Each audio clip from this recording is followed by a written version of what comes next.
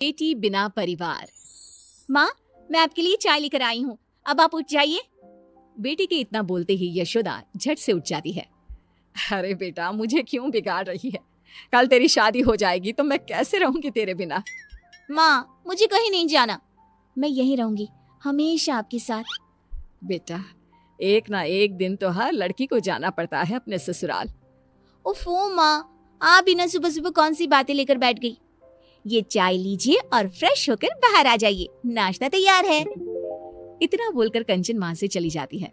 कंचन की बढ़ती उम्र देख यशोदा को उसकी शादी के ख्याल आने लगते हैं, जिसके बाद वो कंचन के लिए लड़का ढूंढना शुरू करती है। कुछ दिन बाद, कंचन कहाँ है तू? देख, मैं तेरे लिए चॉकलेट लाया हूँ। चॉकलेट देखकर कंचन खिलखिलाकर हंसने लगती है। इस पर कंचन के पिता उससे कहते हैं, कंचन बेटा, अब तेरी शादी होने वाली है, ये सब चॉकलेट खाने के शौक छोड़ दे बेटा। कंचन कुछ कहती उसके पहले उसका भाई राहुल बोल पड़ता है, पापा, इतनी भी क्या जल्दी है? अभी तो कंचन छोटी है। अरे इतनी भी छोटी नहीं है तेरी बहन। कंचन मुंह बनाते हुए वहां से चली जाती है और अपने रोजमर्रा के कामों में जुट जाती है। अगले दिन, कंचन बेटा, आज तू घर का कोई काम नहीं करेगी, जाकर तैयार हो जा, थोड़ी ही देर में तुझे लड़के वाले देखने आ रहे हैं। माँ प्लीज, मुझे कहीं नहीं जाना आप लोगों को छोड़कर।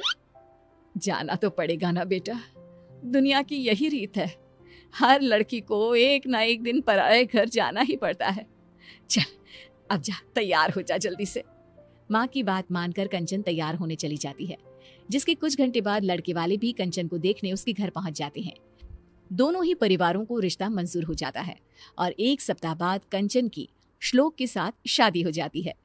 कंचन के जाने के बाद सभी को घर बहुत खाली खाली सा लगने लग जाता है।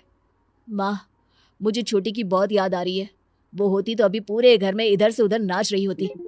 हाँ बेटा, तू सही कह रहा है, उसके बिना ये घर खाने को दौड़ रहा है, लेकिन हम कर भी क्या सकते हैं, एक ना एक दिन तो ये होना ही था। ऐसे ही 1 महीना बीत जाता है। अब यशोदा को घर का सारा काम अकेले ही करना पड़ता, जिसके कारण वो अक्सर बीमार रहने लगी। यशोदा, तुमसे कितनी बार कहा है, ज्यादा काम मत किया करो। लो, हो गई ना फिर से तुम्हारी तबीयत खराब। अब मैं घर का काम नहीं करूंगी तो और कौन करेगा? कंचन भी नहीं है, मेरी बेटी ने आज तक कभी मुझे कोई काम नहीं करने दिया, जिसके कारण अब मेरा शरीर काम का ज्यादा भार सहन ही नहीं कर पाता। क्यों ना हम राहुल की शादी करवा दे, बहू आएगी तो तुम्हारी भी थोड़ी बहुत मदद हो जाएगी। हाँ, ये अच्छा आइडिया है। घर वाले शादी की बात शुरू करते हैं और देखते ही देखते कुछ महीनों में राहुल की शादी अंजलि नाम की लड़की से हो जाती है और घर में आते ही अपने व्यवहार और स्वभाव से अंजलि सभी का दिल जीत लेती है। शादी के कुछ दिनों बाद, बहू, जरा चाय तो पिला दो, सुबह से चाय नहीं पी है। अंजलि अपने ससुर के लिए चाय बनाकर लाती है। लीजिए पापा जी, आज डिनर में क्या बनाना है? अरे बेटा, जो तेरी इच्छा है वो बना ले। थोड़ी देर बाद अंजलि सभी को खाने के लिए आवाज लगाती है, पापा जी, मम्मी जी, राहुल, खाना तैयार है। अंजलि की आवाज देते ही सभी लोग खाने के लिए आ जाते हैं। अरे वाह बहू, खाना तो बहुत स्वादिष्ट बना है, तुम्हारे हाथों में तो जादू है, जादू। सच में बहू, खाना तो बहुत ही लाजवाब बना है। Thank you. माँ पापा, मैं सोच रहा था क्यों ना हम सब कहीं घूमने चले। हम सब क्या करेंगे जाकर बेटा, तेरी अभी नई नई शादी हुई है, तू बहू को लेकर जा। नहीं मम्मी जी, आप लोग नहीं जाएंगे तो हम भी नहीं जाएंगे। अंजलि के इतना प्यार से बोलने पर घर वाले उसे इनकार नहीं कर पाते और उनके साथ चलने के लिए मान जाते हैं।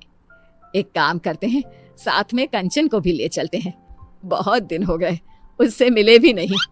हाँ हाँ, क्यों ना हम कंचन दीदी को सरप्राइज दें, वो तो खुशी से पागल हो जाएगी। ठीक है, फिर मैं आज ही उसे यहाँ आने को बोलती हूँ, उसके बाद हम सब उसे सरप्राइज देंगे, फिर सब साथ में घूमने जाएंगे।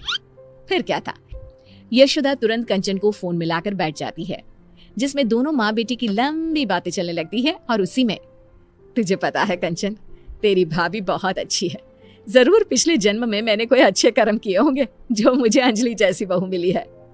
अपनी माँ के मुंह से किसी और की इतनी तारीफें सुनने के बाद कंचन को अपनी भाभी से जलन होने लगती है।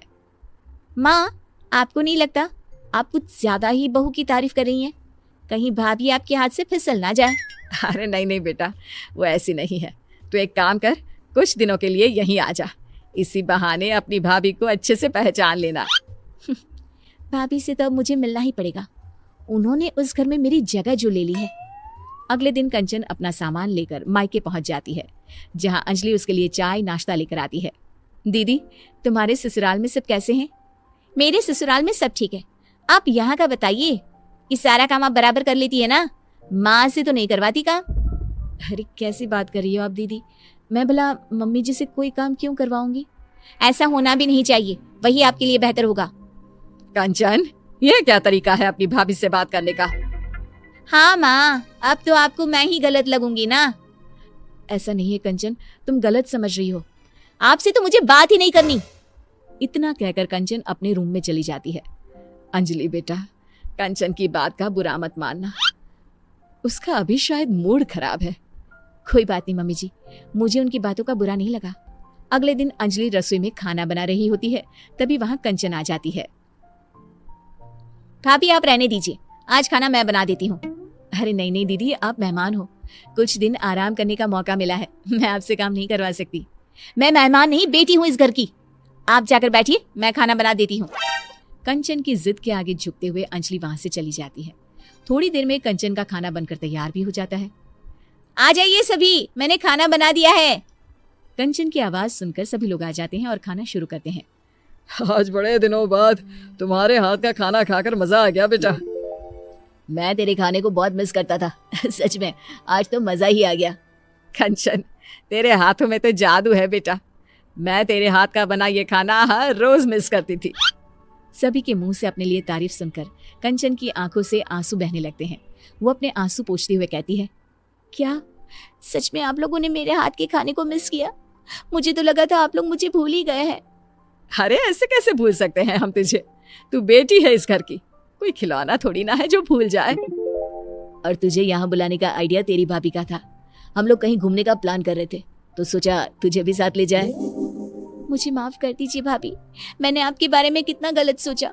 मुझे लगा आपके कारण अब कोई मुझसे प्यार नहीं करता। अपनी जलन के कारण मैंने आपके साथ कितना गलत व्यवहार किया।